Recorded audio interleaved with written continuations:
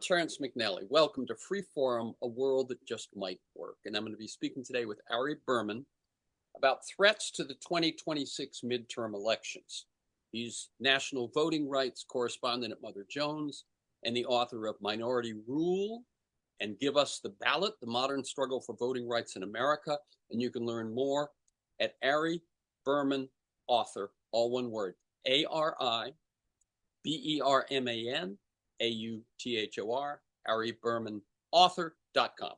On Freeform, we explore the lives, the work, the ideas of individuals that I suspect have pieces of the puzzle of a world that just might work. We look at politics, economics, environment, science, health, culture, all based on the fact that I believe we can do better, and I want to find out how. The show plays on the Progressive Voices Network on TuneIn.com, and podcasts are available on Apple Podcasts, YouTube, Spotify, most major podcast sites, and at my site, terrencemcnally.net, TERRENCEMCNALLY, all one word, terrencemcnally.net. A typical conversation I have these days about the state of things in this country starts with the latest outrage from the cruel, criminal, corrupt, and incompetent Trump administration, often followed by a litany of previous abuses, possibly a few positive notes about a judicial decision asserting the rule of law, perhaps an effective act of resistance, or a particularly eloquent or insightful message. But it almost always ends with my hope and fear about the upcoming midterm elections, based on the performance of Trump and Republicans and the painful impacts of that performance on most Americans. We could finally begin to see the repudiation Republicans have deserved for at least a decade. And then I finish with something like, if they happen, or if we're able to vote and our votes get counted. There is no doubt the Trump administration intends to disable the elections to whatever extent they can. Before voting, through gerrymandering, purging the rolls, setting up obstacles like voter ID. During the voting, obstacles like endless lines at too few polling places in certain parts of a county, voter IDs again, intimidation by ICE and perhaps even the military. After voting, by interfering with collecting and counting, followed by suits charging fraud as in 2020. The fear that we will somehow be robbed of this year's elections or their results hangs over me, and I assume the same is true for millions of other Americans. So I'm excited to speak with ARI Berman, one of our nation's top experts on voting and elections, about all of this. How realistic are our fears? What are the most likely methods of attack? What scares him the most? How are we responding? And what can listeners do? ARI Berman is the national voting rights correspondent for Mother Jones and a reporting fellow at Type Media Center. His writing has appeared in the New York Times, the Washington Post, Rolling Stone. He's a frequent commentator on MS Now and NPR. He's won the Sidney Hillman Foundation Prize for magazine journalism and an Izzy Award for outstanding achievement in independent media.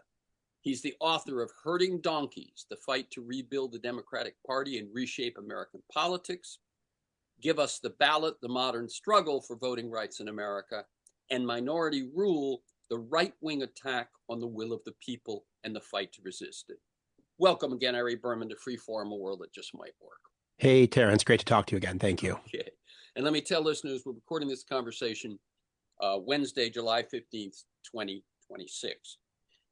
I like listeners to get a feel for the people behind the work and the ideas that we talk about. So can you briefly tell us how you see your path to the work you do today? And you can begin by mentioning mentors or turning points, that sort of thing. But finally, I'm curious, what drew you to journalism? And then the beat that you've been on now for so many years on voting and voting suppression and elections and all of that. Take it away. Yeah, so I am national voting rights correspondent for Mother Jones. That is a title that honestly might not have existed a decade ago. When I first started covering this beat 15 years ago, it was a fairly obscure topic. You would say to people, I'm covering voting rights, and they'd often say, what's that? Or What's the big deal? Didn't we settle all of that in 1965 with the passage of the Voting Rights Act? And I'd have to explain to people, no, there's these new challenges to the Voting Rights Act. There's these new efforts to make it harder to vote. But now you say, I cover voting rights, and everyone's like, "Oh man, you're really at the center of it." I didn't ask for this beat to become such a hot beat. It just kind of happened, and it That's just kind right. of Reality moved to you. yeah, and it just kind of happened that this was something that I was interested in. I had been a journalist for a number of years before I started covering this beat. I sort of covered national politics, first for The Nation magazine and then at Mother Jones. And I kind of stumbled upon this beat on a whim. I pitched a story for Rolling Stone after the 2010 election without knowing that much about the subject matter, which is something that I would not advise young journalists normally to do. But basically, I noticed that when Republicans took control of all these state legislatures after the 2010 election, they started passing all of these new measures to make it harder to vote. Things like early voter ID laws and cuts to early voting and purging voter rolls. And it's clearly seemed to me an effort to try to nullify the election of Barack Obama and the election of the first black president and the coalition that was behind him. And so I thought this was a story, and I sort of pieced it all together. And I wrote a story published in August of 2011 called "The GOP War on Voting" for Rolling Stone. And this was back when Rolling Stone was still a magazine that people read.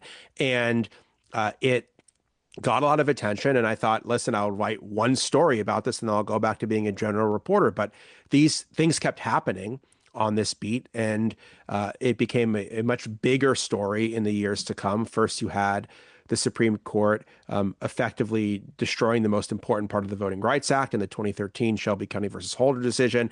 That made it a much bigger story. Then Trump comes on the scene, starts lying about voter fraud, and that really intensifies things up to and through the 2020 election when he tries to overturn it. That leads to a whole nother battle. And now we have the battle over voting rights taking place on so many different fronts, from what Trump is trying to do to what's happening in the courts to what's happening at the state level. Very good. Very good. Um, and let me ask you also, you picked the ball up in 2010. And as I remember, that's when 2010 being a census year Yeah. is normally followed by the redistricting, but not necessarily gerrymandering, and not illegal. The redistricting that happens every 10 years in the normal state of things. And there was a coordinated effort within the Republican Party to take advantage of that. They saw what was happening. It reminds me a bit of how, when they saw what was happening, that Nixon was passing things and signing things like EPA and OSHA and so on, that they said, whoa, we got to take this on. And we've seen stuff ever since, the Powell memo and the Federalist Society and so on. And it seemed to me that in 2010 they realized both the issues and the demographics were trending against them, and they had to take on this battle. Any responses to my introduction, in that sense that I have, that I feel so many people have, that of course people will vote against them. They keep voting against them in every special election. But what if? How realistic? How much do you find that fear out there, and how realistic is it? Well, the fear is out there for sure. I mean, I hear this all the time.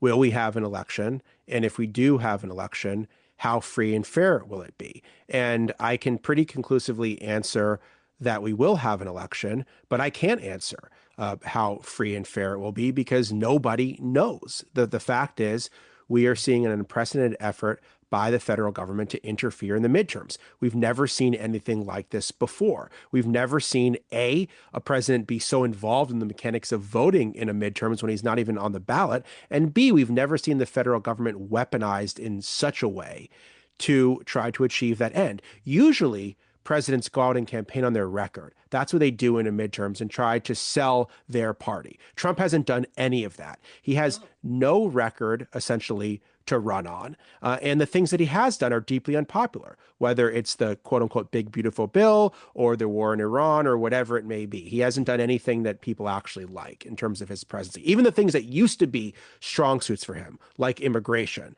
are now things that are deeply unpopular. So instead of trying to sell his policy, he's trying to change the mechanics of voting. And the real struggle of the midterms is he going to be able to succeed? Because constitutionally, he doesn't have the law on his side. The Constitution is very, very clear. States with oversight from Congress run their elections, meaning that Trump has very little power to be able to say to states, you have to do X, Y, and Z. However, he has a lot of power as president and as someone who oversees the Justice Department, the Department of Homeland Security, and the Director of National Intelligence, and all of these other agencies. They have a lot of power to do things with regards to states and to either try to push them in a direction, or if they're not pushed in the direction sufficiently, to just swoop in, like we saw in Fulton County, Georgia, and where they just came in and took 700 boxes of ballots and got a judge to sign off on a warrant that was honestly based on totally debunked lies. And so when I'm sort of pushed and pulled in two directions here, because on the one hand, I see things like Trump's executive orders on voting being struck down. I see the DOJ's attempts to get state voter rolls losing in both red and blue states. I see a lot of what the executive branch has tried to do be unsuccessful so far. However, I also see things like the raid in Fulton County, and I say, okay, well, now there's a precedent that's been set, and we also don't know exactly how courts or election officials or other entities would react if things happen more at the 11th hour. You know, ICE shows up at polling places. The Department of Justice, the Department of Homeland Security shows up and takes voting machines. Things like that. That's where it gets into more of a gray area where I have questions about how everything would play out. Right. We're as focused as you are on this issue. You're still in the dark about A, how aggressive they will be, what exactly they'll do, and how I would say the courts and the states will respond. Let me ask you to do one thing before we keep plowing forward, which is, as you said, this issue was pretty new to you in 2010 when you started looking at it. My sense is that it's not brand new. It's on steroids. It's more out in the open. You seldom see, as you said, the federal government attempting to do what it's doing, especially in a midterm, or being as upfront about what they're attempting to do, et cetera. But can you give us just a little bit of the history, if in the context? Trump is the exaggeration of it all, but what was happening, say, the last 20 or 30 years? Yeah, well, I mean, it was moving in a direction. The what I always say is the GOP retreat against democracy didn't begin with Trump. Trump is just the boldest manifestation of that retreat against democracy. And in some ways, the natural endpoint for a party that I think has just decided that democracy only works when they win, which really isn't democracy after all. And so, I first became aware of it after the 2010 election when states began passing new restrictions on voting. Certainly, it had begun percolating before that, but I think it was pretty fringe even within the Republican Party. I think these efforts began to go more mainstream after 2010. I think the Roberts Court accelerated it by doing things like gutting and then eventually destroying the Voting Rights Act, by upholding these new restrictions on voting. That emboldened Republicans to go further and to really radicalize against democracy. And then you get someone like Trump, who, you may have had, for example, someone like George W. Bush that obviously was engaged in some of the same voter fraud rhetoric, had some of the same aversions to things like the Voting Rights Act, for example. But at the same time, compared to Trump, Trump just sort of comes out and just says the quiet part out loud like Yeah, over and yeah. over and over. I mean, beginning in 2016, in the run up to the election, he's claiming it'll be fraudulent if he loses. Then he wins, and he says, "I would have won the popular vote if 3 million people hadn't voted illegally in California." I've never seen a president before who won an election and then said there was fraud. I mean, usually it's the other way around. And then obviously, that dramatically intensified in 2020. And 2020 was really a whole new ball game in the sense of actually trying to overturn an election. Before that, the kind of disputes we would have is Bush v. Gore type disputes, right? You're talking about it's a close election. There's disputed ballots. Those were the kind of election disputes we were used to. It wasn't, okay, I'm just going to try to overturn 10, 20, 30,000 votes now. That was really unprecedented. And of course, how far he took it. And then the fact that he didn't drop it. The lie wasn't repudiated, that it only grew stronger to the point where once Trump gets back in power, this is really the central animating principle of his presidency is he's going to get retaliation against his opponents. He's going to try to take over the voting system to enact all the policies he wants. And then as his presidency becomes more unpopular, that's when he starts figuring out how can I mess with the mechanics of voting. And that's when he says, I want Republican states to gerrymander everywhere they can so we don't lose the midterms. That's when he really directs Department of Homeland Security, DOJ, the Director of National Intelligence, all these other agencies to really make quote unquote voter fraud their top priority. And I mean, this is, we're taping this a day before Trump's going to give a national address claiming foreign interference in the election. So obviously, it's going to certainly get worse before it gets any better. Right, right. I mean, there were things going on um, with Chris Kobach in Kansas and Hmm. the voter purges and the stuff that Stacey Abrams was talking Yeah. about in her race against the Secretary of State. So that, and it seemed to me that actually technology plays a role. They got better at gerrymandering and better at purging as the technology sort of all of this improved. Yeah, they did. And I mean, I think there was a reaction against the changing demographics of the country. I believe that's what motivated a lot of this. You look at someone like Chris Kobach, a staunch opponent of immigration, and he sees the country changing and he thinks, how can I enact policies both on immigration and voting that will preserve the country's white majority before it becomes a white minority? And I think that is what is motivating a lot of this. Similar with Georgia, you have white Republicans in charge of a state that is becoming a majority minority state, that is changing, where African Americans are moving back to the South and having more influence and thinking, what can we do to try to target that? What can we do to try to purge people from the rolls, to close polling places, to cut voting days? Now, some of that stuff backfires in a place like Georgia, where yes, Stacey Abrams loses in 2018 and in part due to the suppression that takes place, but also this becomes a rallying cry for voters and becomes a rallying cry for black voters. And they say, we're going to turn out in larger numbers to make sure our votes aren't suppressed. And what happens is that voting rights becomes a mobilizing issue on both sides. I mean, obviously, cries of voter fraud, false claims of voter fraud are mobilizing a large segment of Trump's base, but also attacks on the right to vote are also motivating Democrats in places to make sure they can organize better and make sure they can turn out and make sure they can overcome some of these barriers. And that's what we've seen in Georgia. And then this push and pull, and it's really kind of like which side is going to prevail in this tussle over democracy. Right, right. No, that's true. When I think of what are, I have questions here about what are the responses and so on. So, and one of the biggest ones just is the individual voters themselves saying, I've got to act against this and lining up and being willing to wait for hours and all of Yeah, I mean, I think one of the things that Trump is trying to do is sow distrust in the election system so people don't turn out in the first place. I mean, it. Right. he's trying to essentially create, self-suppression before they have to do any kind of voter suppression by people thinking, oh, it's going to be too difficult to vote or my vote's not going to be challenged, so why vote at all? So I think that's one thing that really has to be communicated is that voting does take place at the state level and voting is safe and secure at the state level, despite what the president is saying. And that generally speaking, you can overcome whatever barriers that exist, right? So if mail voting is made harder, maybe you vote early, right? I mean, 47 states still have early voting. So, I mean, Trump can do whatever he wants with mail voting. It obviously would be a big deal in states that vote by mail. I don't think he's ultimately going to be successful in doing so because a lot of Republicans vote by mail too. And if you privately talk to them, they're not that thrilled about the idea of getting rid of mail voting either.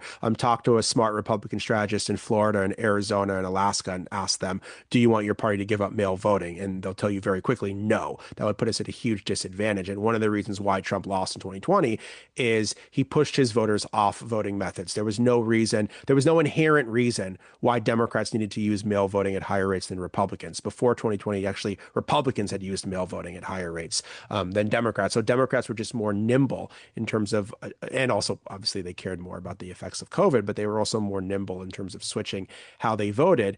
And I think it's a lot of a similar thing today. I mean, you look at what Trump would want to do through the Save America Act, for example, and requiring citizenship documents to vote, like a birth certificate or a passport. That would, in many ways, hurt Republican constituencies more than Democratic constituencies, if you think about it, because half of all Americans don't have a passport, for example. If you look at who doesn't have a passport, the top 10 states with the lowest rates of passport ownerships all voted for Trump. They're largely in the South and they're very red states. So right there, they're at a disadvantage. You look at the birth certificate issue. There's 69 million married women that have changed their last name and have a different legal name than the name on their birth certificate, meaning they could have a hard time registering to vote. Married women who take their partner's last names are twice as likely to be Republicans as Democrats. So you're hurting married Republican women more than married Democratic women. That bill also requires you to register in person at an elections office. If you live in a rural area, you could have to drive 8 hours to register to vote. Democrats are more likely to live in urban areas than Republicans are. So this is why I think that a lot of what Trump is talking about is based on the mistaken premise that if more people vote, it helps Democrats. I think that was certainly true under Obama. If you look now at all these special elections, in smaller turnout elections with more motivated voters, which is what the midterms will ultimately be, Democrats do better. So a lot of what Republicans are pushing is based on mistaken political assumptions. And I talk about this because I don't believe that you can change Republicans' minds based on a moral appeal here. And I don't think you can change minds based on talking to them practically about the details. I do think you can make some headway with the political realities here, which is Right. that this could just hurt you guys more than you think. So why bother to do it? And I think that is one among many reasons why, for example, the Save America Act is stalled in the Senate right now. And two other places where I see that same thing in action is one, um, it seems to me that the thing you mentioned earlier, that if people doubt if people's trust in elections falls, then they're less likely to vote. But it seems to me the people whose trust in elections has fallen the most are the people who believe Trump the most. And so he might, he's basically discouraging his own base from voting. I mean, that was certainly an issue in the runoffs in Georgia in 2021, where he basically said, voting's so crooked, why bother voting? And many fewer Republicans voted in those special elections. And that's how John Ossoff and Raphael Warnock won. And so, yeah, I mean, for sure. I mean, I think he's also trying to reward them so that they feel in some ways motivated to vote. But I think generally speaking, Democrats are now more motivated to vote than Republicans. Democrats are more likely not to listen to Trump, obviously. And Democrats are also more motivated to overcome any barriers that might be placed in front of them to cast a ballot. So all of which I think is leading Republicans and Trump in particular to think, okay, I need to go outside the normal bounds of politics here in terms of what I'm doing. And I think he hoped that the gerrymandering would be enough. It may be, but it doesn't look like it will be enough.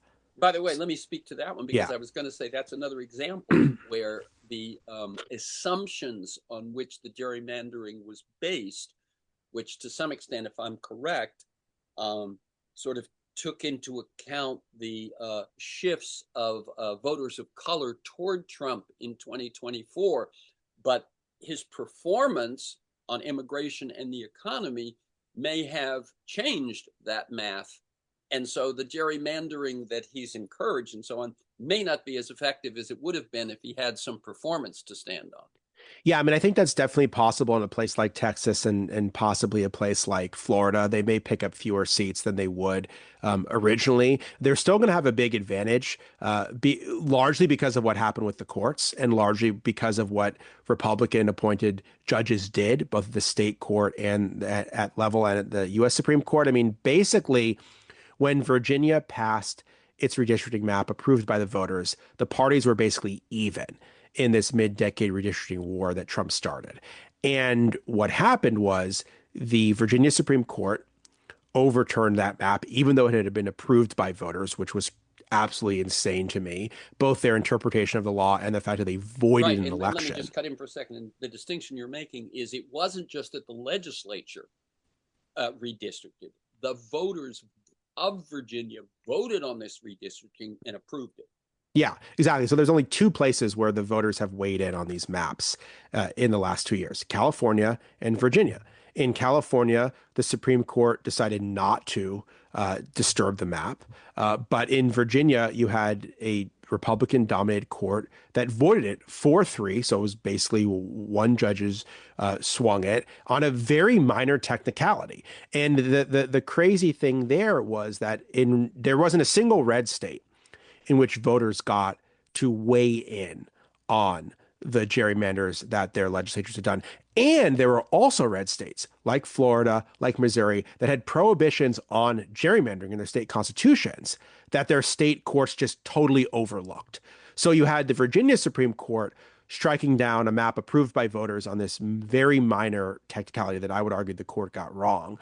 Whereas you had red states either not weighing in at all or courts just totally overlooking the ways that the gerrymandering that happened violated state law. Then, of course, you had the U.S. Supreme Court effectively destroy the last remaining provision of the Voting Rights Act that allowed Alabama, Louisiana, and Tennessee to draw new maps. Add that all up, and what looked like a fairly even playing field now is a 10-seat Republican advantage potentially because And what you're pointing out when you say even playing field, what you're talking about there is not just the nation's elections, but the places where gerrymandering took place. Exactly. This battle of gerrymanders between the red states and the blue states at one point until the Virginia court weighed in and then the Supreme Court, it looked like that battle, the gerrymander battle, was even. But now you're saying that gerrymander battle is probably a 10-seat cushion for the Republicans.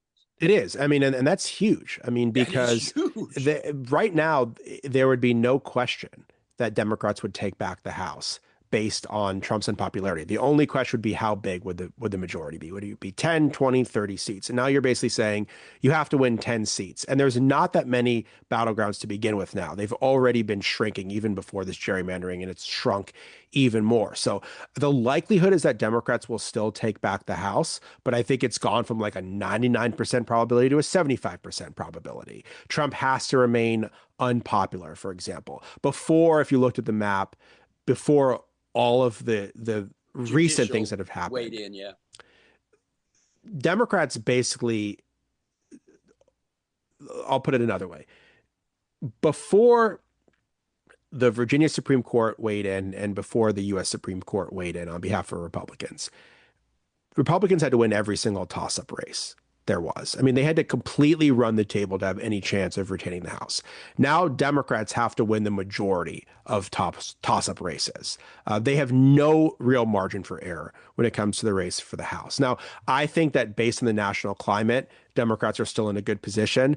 I believe there's going to be districts that aren't on people's radar that are likely to flip because people are so angry. I don't think things are going to change that materially between now and November. But I don't think anyone could argue it's a fair race for the House. I mean, basically, the House is essentially functioning like the Electoral College is, or the U.S. Senate is, which is that Democrats have all these structural issues. They have to win the popular vote by 4 points to be able to win the presidency in the Electoral College. That's where they're at right now. They have to win the popular vote by 4 points to win the House. And so it has to be some large victory. It can't be a 1 point victory. It has to be a 4 or 5 point victory to be able to say, okay, they're going to win the House. And I don't think anyone would describe that as something that's fair. Right, right. Let me tell people this is Free Forum, a world that just might work. I'm Terrence McNally. I'm speaking with ARI Berman about threats to the 2026 midterm elections. He's national voting rights correspondent at Mother Jones and the author of Minority Rule and Give Us the Ballot, The Modern Struggle for Voting Rights in America. And you can learn more at aribermanauthor.com. ARIBERMAN, author, all one word, aribermanauthor.com. Let's talk about the courts. I want to throw one more thing in, which is just a reminder to listeners that this whole notion of redistricting in a year like 2026 is already a radical play outside of the norms. It basically, the norm, and I think it's even the law, is that you redistrict after the census. So you basically, for as long as we can remember, you redistricted in 2010, in 2020, etc. This notion that Trump pushed out there that we should get every gerrymander we can in the middle is already a radical departure from norms. I just want people to know that. That's absolutely right. Let's talk about the courts, and I'll let you go on for a while, but we're talking about, you have an article, which certainly I was ready for, that says that destroying the Voting Rights Act has been John Roberts' agenda since before he described himself as an umpire who would just call ball and strikes. Yeah. As I point out to people, he was one of the rabble pounding on the windows when they were counting in Bush v. Gore in Dade County. This group of young Republican operatives was pretending that they were local citizens upset about this. He goes back that far. So Roberts, Shelby versus Holder, and Louisiana versus Calais.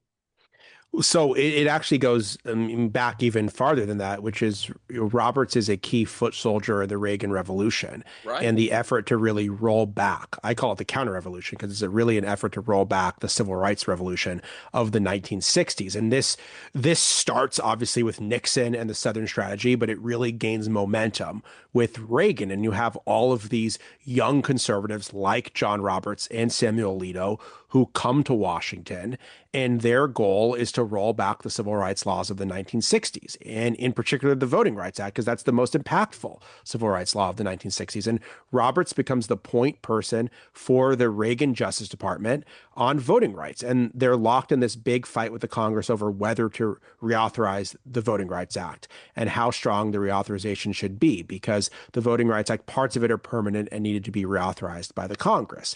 And so Roberts is taking the position the Voting Rights Act needs to be as weak as possible. And he writes over 25 memos, essentially arguing that, in his words, violations of the Voting Rights Act should not be made too easy to prove, and that it's essentially a form of affirmative action on steroids, and that it's going to lead to all of these outcomes, essentially arguing that it's going to hurt white voters and it's going to help minority voters. And so he makes this case very strenuously. He loses.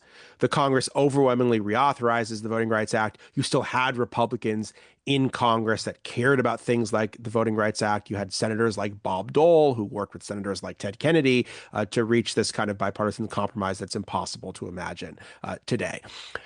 Then he becomes Chief Justice about 25 years later. And he's asked about this. Do you have any problems with the constitutionality of the Voting Rights Act? And he says, no, that's a settled issue. But you also have people like John Lewis, the great civil rights leader, that testify against John Roberts and says this should disqualify him from being Chief Justice of the United States. His previous actions. Yeah, his previous actions. Yeah. It's overlooked by the Senate. They confirm Roberts, and very quickly he reverts back to his Reagan posture. And he writes the majority decision in Shelby County versus Holder that overturns at the time the most important part of the Voting Rights Act, which is that states with a long history of discrimination have to approve their voting changes with the federal government, because this allowed the federal government to look over every redistricting plan, every voting change by those states that had discriminated against Black and Hispanic voters for so many years, places like And let me cut Alabama. in for a second quickly Yeah. to say, remember, we've been talking previously, we've mentioned how the Constitution gives election law to the states. And so what Ari is just pointing out is that the voting rights law actually did give the federal government instances where it could interfere with the states. So it plays both ways. Continue. Yeah, I mean, what I think the Constitution says is that Congress has a role with states in running elections. And I think what had happened was that the situation with Jim Crow had become so untenable that we needed a Voting Rights Act to essentially uphold the guarantees in the Constitution, in particular, the guarantee of the 15th Amendment, which said that the right to vote shall not be denied or abridged on the basis of race, color, or previous condition of servitude. So that's what the Voting Rights Act was all about. And then over the years, it remained important because states kept finding new ways to try to subvert it, right? And you get rid of a poll tax or literacy test, but then you do different things. You try to purge people from the rolls. You try to create other barriers to voting. You try to pass new redistricting plans that make it impossible to elect a Black mayor or a Black member of Congress or a Black city council member. And then there's these kind of second generation barriers to the ballot box start existing. So yeah, Roberts basically guts the heart of the Voting Rights Act in 2013. That leads to a whole new wave of voter suppression, particularly in the South. And then he continues. He passes a lot of it off to Justice Alito, but he's in the majority in all these decisions. You have in 2021, you have the Brnovich decision, which really hurts the other part of the Voting Rights Act.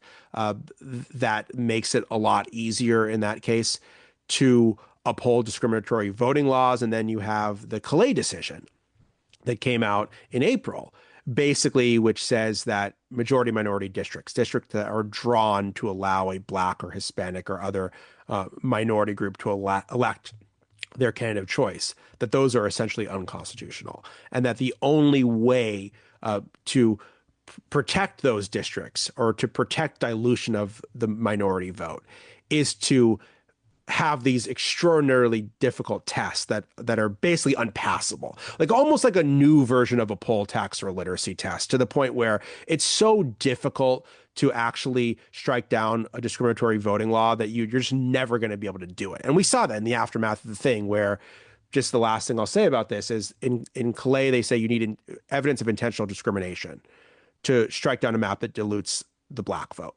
Okay, well then in Alabama, a federal court with 2 Trump appointees, immediately after the Calais decision, looks and say, we found that evidence. We have evidence of intentional discrimination in Alabama. We told them to draw a second majority Black district, and they explicitly chose not to, defying our court order in such a way that intentionally discriminated against African-American voters in violation of the Voting Rights Act and the 14th and 15th Amendment. Then the Supreme Court comes back and says, that's not enough. That's not enough. You have to presume that they were acting in good faith.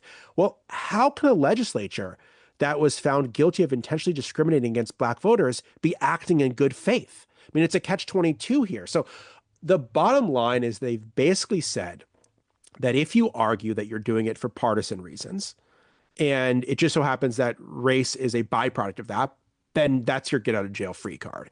And so a particular race tends to vote for a particular party.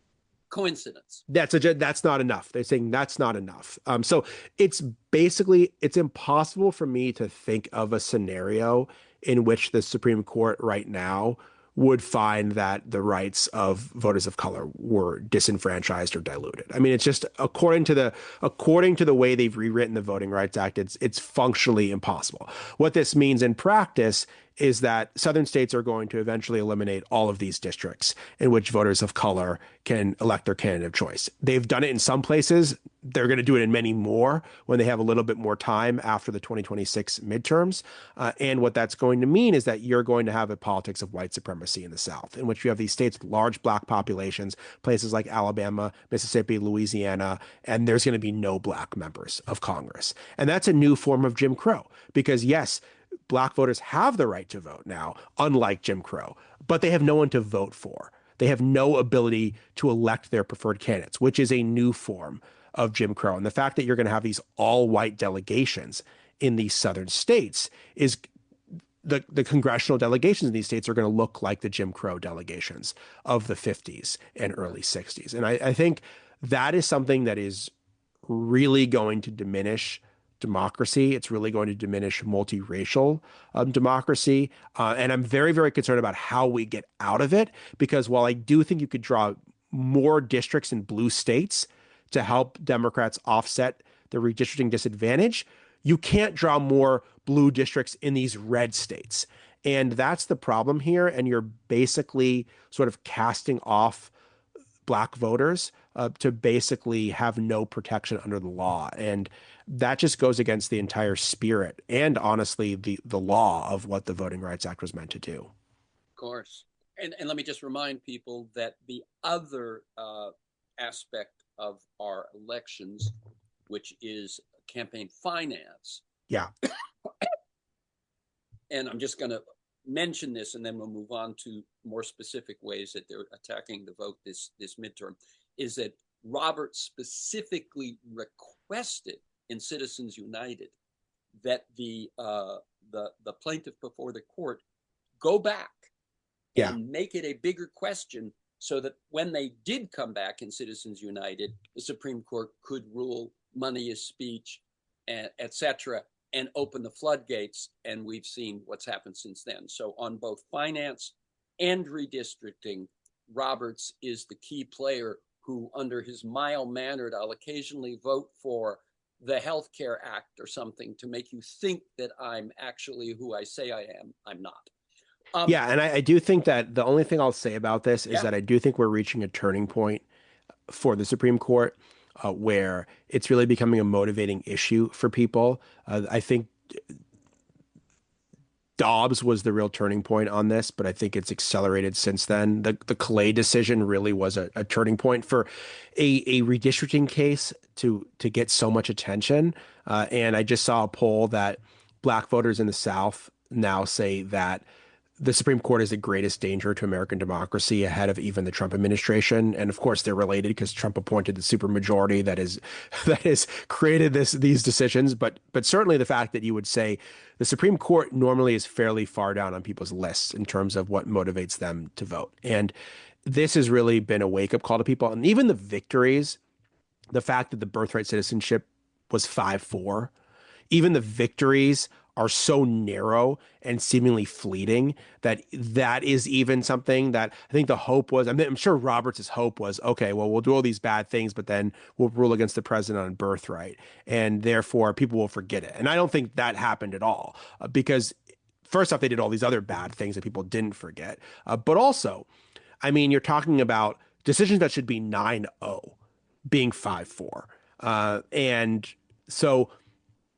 I do think we're at a breaking point with the Supreme Court. I do think that reform of the Supreme Court is going to become a major issue for Democrats. I think it needs a lot more discussion, because personally, I wouldn't discuss any kind of legislation to fix voting rights before I would have a plan to reform the Supreme Court, because I don't believe that you could pass a ban on partisan gerrymandering or pass a ban on racial gerrymandering or pass a new Voting Rights Act and believe that this court would uphold it. I just don't think you could argue with a straight face that they would uphold it.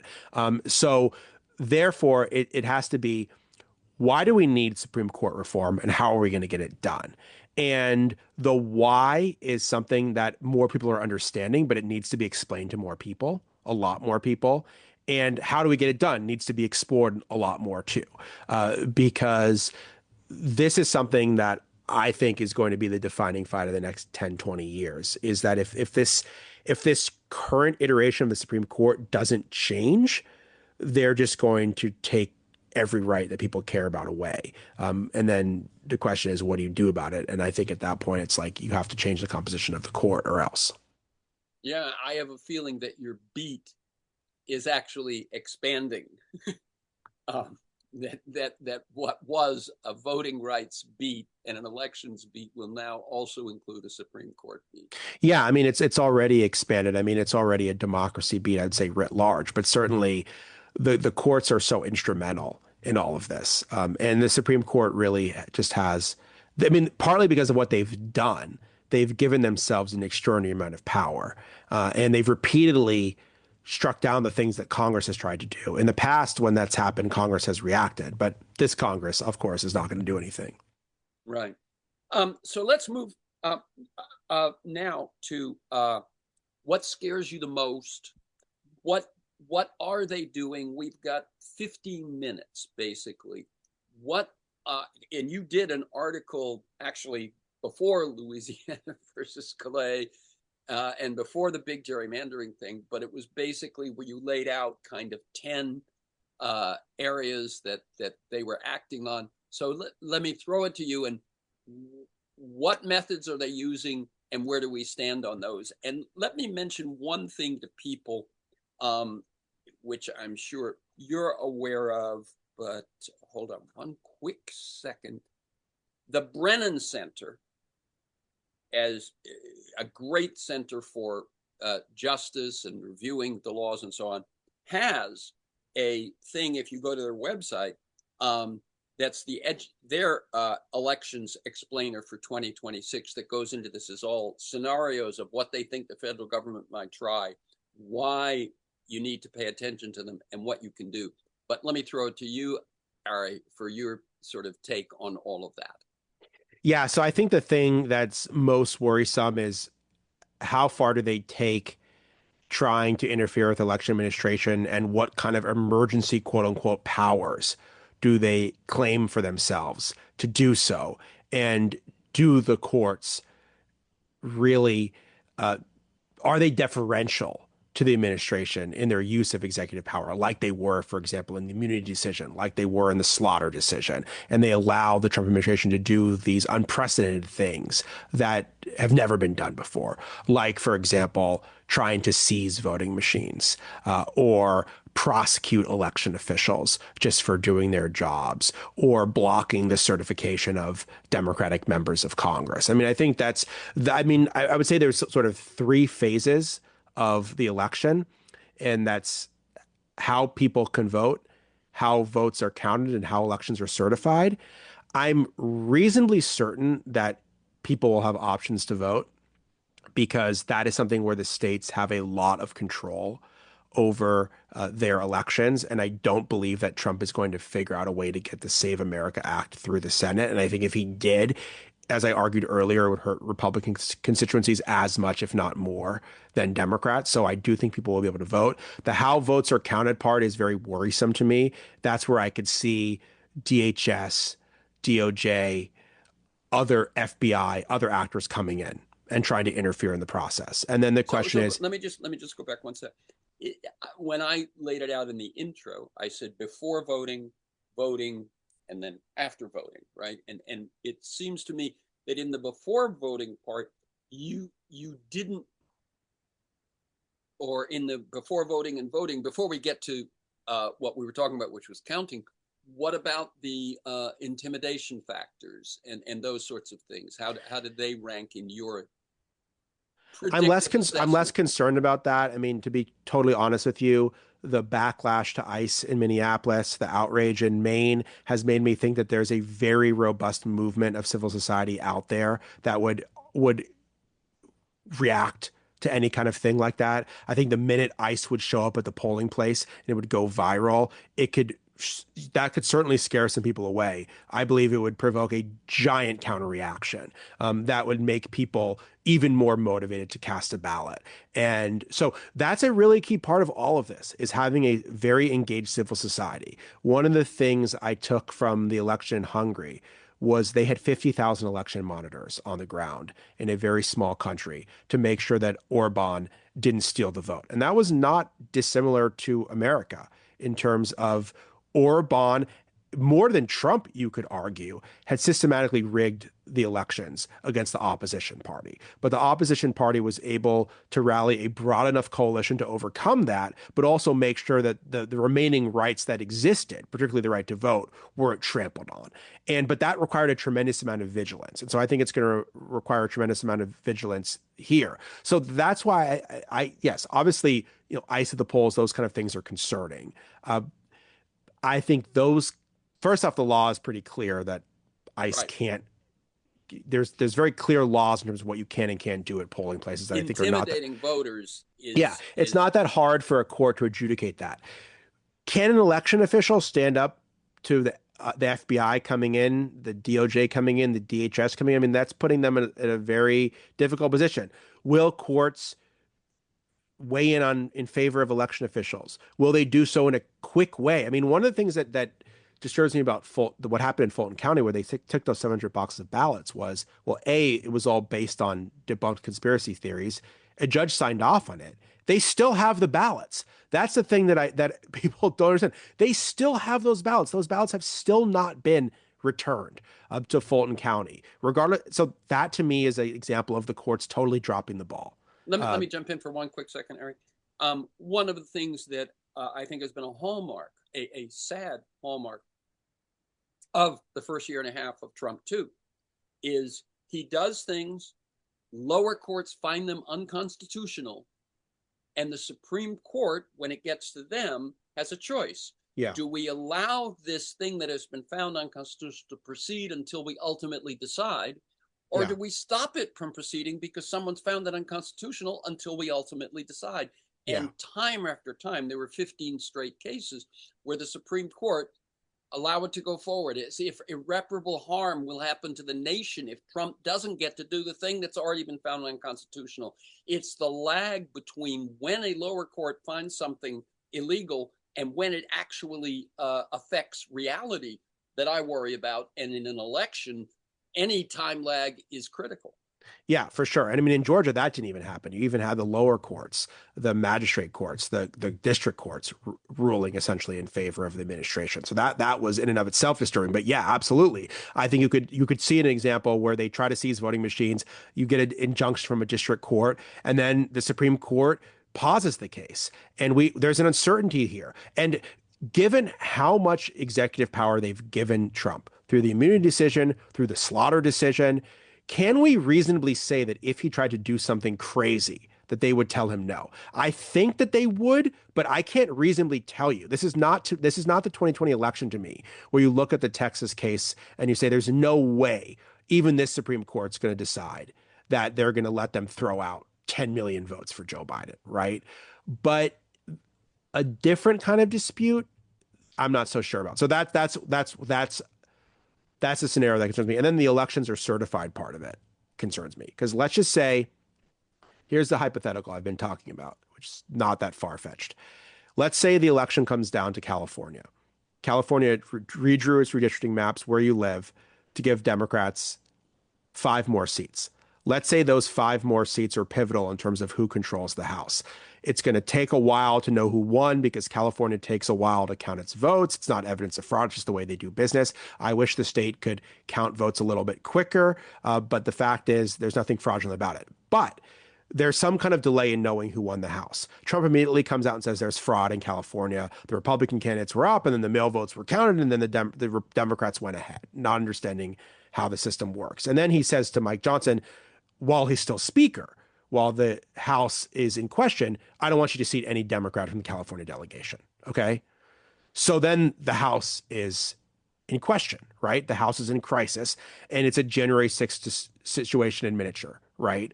Where you basically have the president leaning on the leadership in Congress not to seat Democratic members of Congress. Now, ultimately, this would also go to a court, and courts, if they didn't find any evidence of malfeasance, would probably rule the Democrats would need to be seated. But who knows, based on where things are going, what would happen in that interim period and how things would play out. And so that's also what concerns me, that even if we get beyond the can people vote, our votes are counted part, we could still have a messy fight over election certification. And so there's a lot of things that concern me about how the election is going to play out through these different stages. When I saw that comment by you, it was interesting to me because I hadn't thought about that. But that, if people remember, was the pivotal point in the 2020 election was certification. Well, it's what led to the insurrection. I mean, that's exactly right. And I don't know if people would get as worked up about the congressional delegation being seated, but if the House is on the line, I mean, listen, Trump clearly views this as an existential threat because he knows that if Democrats take back at least one branch of the Congress, they are going to investigate him, rightly so, for the next 2 years in office. And he has done so many corrupt things that probably so many things we don't even know about. They will be able to use their subpoena power to get to the bottom of this, and they will make his life a living hell for his last 2 years of office, and he is going to be impeached again. So if if he knows that, how far is he going to take it, right? And normally you wouldn't see a president care that much about the results of the midterms because they're still president at the end of the day. But if he feels like this is it for him, despite what he says about a third term, it's not going to happen. Right, right. So In other words, let me jump in quickly, Eric. In other words, what a president usually does is I will become a lame duck. yeah, I won't be as effective. I won't have as much power. But what Trump sees is I will face accountability. There has never been a year and a half in American history with as much corruption. yeah, Leave aside just the illegal things that ICE has done, or yeah, the illegal things that the corruption is on a scale that's unprecedented. yeah. And So how far? that would be the story of this country from Yeah, for the yeah. entire So for the it's rest of just his term. really how far is he willing to take it and who's going to stand up to him? The reason why democracy ultimately held in 2020 was enough Republicans in the administration, in the states, and in on the courts stood up to him, right? They were in control of all these institutions. You don't have that anymore. Are you going to have a Supreme Court that's going to stand up to Trump? There's no one in the administration that's going to stand up to him. They're all gone. They were picked specifically so they wouldn't stand up to him. And he is listening to the most extreme elements of his administration right now. Uh, a lot of the people that stood up to him at the state level have been removed. And so Democrats can't protect the election system on their own. They don't have enough power to do so. I mean, this system relies on some level of bipartisan cooperation to uphold long established norms. And so many of those norms have been eroded. That's the fear about how Trump succeeds. If you're going to say, how does he succeed in doing this? He succeeds in eroding so many norms and bullying so many Republicans who would have stood up to him in 2020 to not do so again. I think that's unlikely to happen in every facet, and he's unlikely to be able to succeed. But that's the concern about how he would succeed. That's right. That's the open question. Yeah. How far will he go, and how far will the opposition to what he attempts to do go? Um, uh, Let me give you a minute and a half. What's your advice to listeners? What should they be paying attention to? Who should they be donating to? What should they be doing? Well, the first thing I think it's really important not to give Trump any more power than he already has. He's going to try to do all these dictatorial things between now and the election, but I think it's really important to point out that he doesn't actually have the power to do most of these things. And so, again, don't self-suppress yourself and don't make him any more powerful than he already is.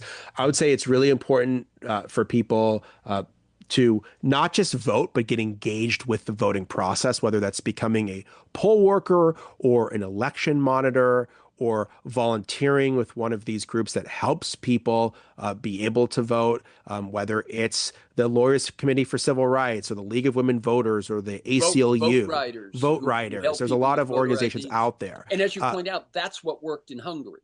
Yeah, that's what worked in Hungary. There needs to be a really large commitment to civil society to make sure that people can vote, to make sure that votes are counted, and to make sure that elections are certified. And so that goes beyond just voting. And I think that needs to happen now. Those networks need to be established now so that they're ready. And how does it look like we're doing in terms of that nowness? I think pretty well in terms of the level of engagement that we're seeing. But there needs to be more of it, I would say. And I think a lot of it is being channeled to campaigns and to candidates. And I think that's important. But a lot of this needs to be broader than one candidate or one campaign. And I think it really needs to be issue based. And the issue to me is it's not about who you vote for. It's about whether you can vote in the first place and whether your vote will be counted. And that's the overriding question that we need to ask. And so I think people need to get involved in that way compared to saying I'm going to support my local person for X, Y, and Z. Obviously, that's important. People should do that. But I think they have to keep thinking in their back of the mind, like, it's all going to be for nothing if people aren't able to vote or their votes aren't ultimately counted or the elections aren't ultimately certified. I also think, and I'm going to close on this actually, is that the danger for a worse outcome, that is to say, worse even than July 6th, for violence and all of that, increases the more heated this all becomes. That mass of 50,000 observers and so on may take the temperature down so that we're in less danger of an eruption that we can't even imagine. Yeah, I think so. And the more that people are already engaged, the more likely they are to put out any fire that actually happens. Very good. So again, Ari's most recent book is Minority Rule, the Right-Wing Attack on the Will of the People and the Fight to Resist It.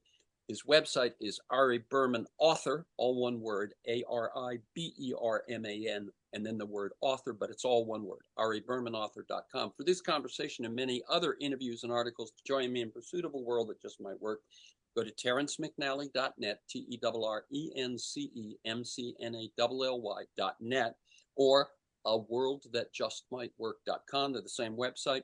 To receive my weekly email announcement telling you who's going to be on, what we're going to talk about, and usually links to 10 or 15 articles to flesh out the conversation, email me at TEMcNally, one word, TEMCNALLY, at mac.com. You'll find years of podcasts at my site, or at most major podcast sites, Apple Podcasts, YouTube, Spotify, etc. Archives include Michael Lewis, Naomi Klein, Robert Reich, Van Jones, Bill McKibben, etc., etc. Thanks to Kiana Williams in production, to George Vasilopoulos of Progressive Voices, and most of all to you, my listeners. Please share this podcast widely, and finally, thank you, Ari Berman, and keep up your good work. Thanks so much, Terrence. Great to talk to you again.